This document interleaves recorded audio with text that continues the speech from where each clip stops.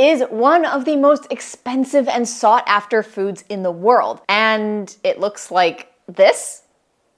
You mean I'm supposed to believe that this lumpy thing is actually prestigious? Absolutely, because that is a white truffle from Alba. Hi there, I am Jacqueline for Vero, where we go around the world searching out wild and scarce wines, foods, and olive oils to bring to the US for foodies, wine lovers, businesses, and distributors to discover along with us.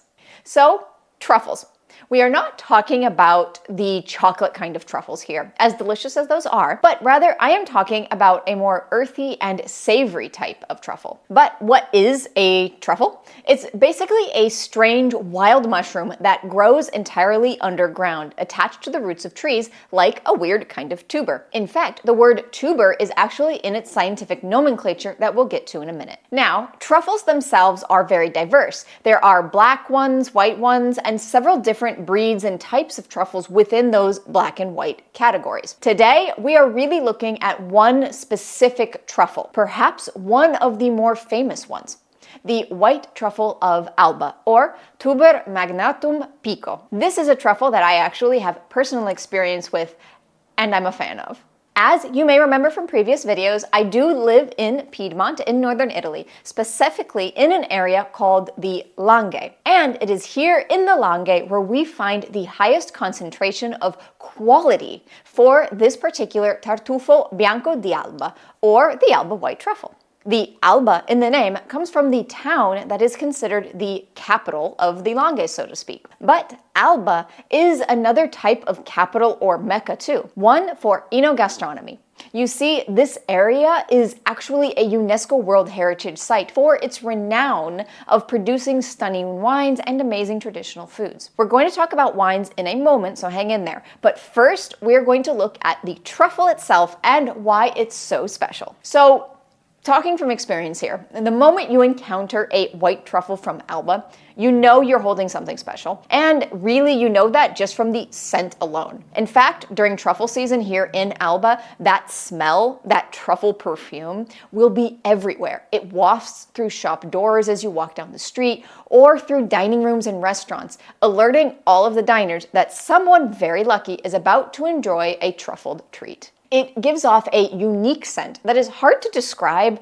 Let's call it earthy, umami, mushroomy, but it's really totally its own. The flavor, too, is recognizable and unique. It's like the ultimate umami pleasure. Mushroomy, earthy, savory, pungent, yet somehow it is still delicate and does that all at once. If I'm honest, I have seen that with the white truffle, there really is no middle ground. I mean, people either love them or they hate them and are not willing to pay the prices. But to each their own, right? However, I do find myself as part of the first crowd. Truffles for the win.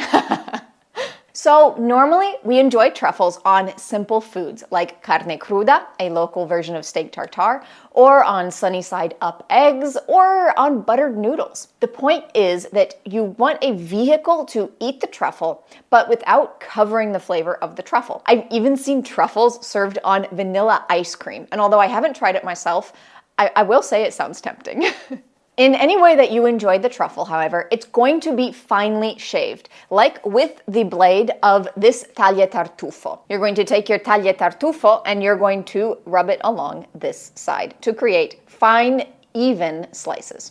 This is done to, first off, give you as much area coverage on your plate from the small and expensive truffle, but the thin slices also help to release the aromas of the truffle itself. And this is because truffles are expensive.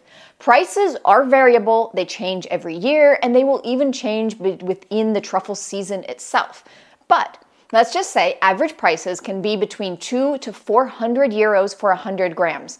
That means 250 to 450 US dollars for 3.5 ounces. Of course, this pricing has several factors, from the marketing of the truffle itself to its perceived value, but there is a genuine scarcity element that plays into the high value of an Alba white truffle. The truth is, the best examples grow only here in the Langhe. While the type of truffle can be found in other places like Croatia and Albania, to the trained eye and nose, they are recognizable by an overall let's say, lack of the typical pungency of an Alba truffle. They still have amazing smell and flavor, but they are usually just slightly less than a true Alba truffle. And the well-versed truffle lovers, chefs, hunters, etc. can recognize that. All of this adds to the fact that the White Truffle of Alba cannot be farmed. While some breeds of truffles can be farmed, la Tartufo Bianco d'Alba, the White Truffle of Alba, cannot be farmed. It has never been farmed, and it can only be hunted or foraged. All people can do are plant the types of trees that the truffle likes to grow under, like hazelnuts or chestnuts, and just cross their fingers and hope for the best.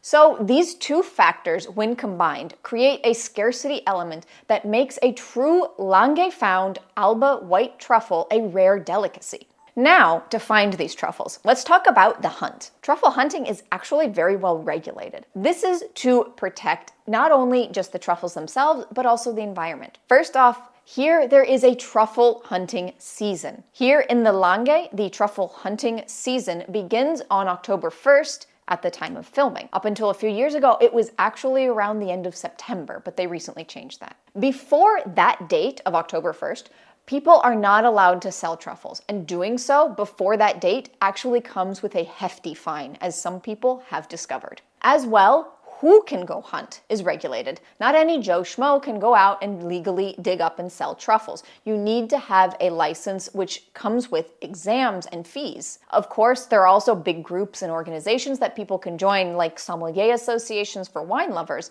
but at the very minimum, even an amateur truffle hunter needs a license to sell their truffles. And of course, we also must think about contending with the truffelau, or the truffle hunters. They're very secretive with their locations, sometimes going out at night to avoid being seen.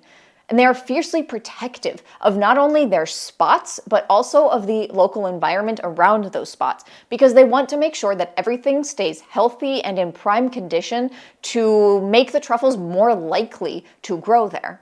Now, once upon a time, these hunters famously used pigs, but the pigs were so destructive, the hunters have now switched to dogs. Here in the Langhe, the most famous breed is that of the Langotto, but really any dog that is well trained enough can sniff out truffles. A well-papered, trained Langotto dog here can run you into the thousands of euros. That is crazy for a dog.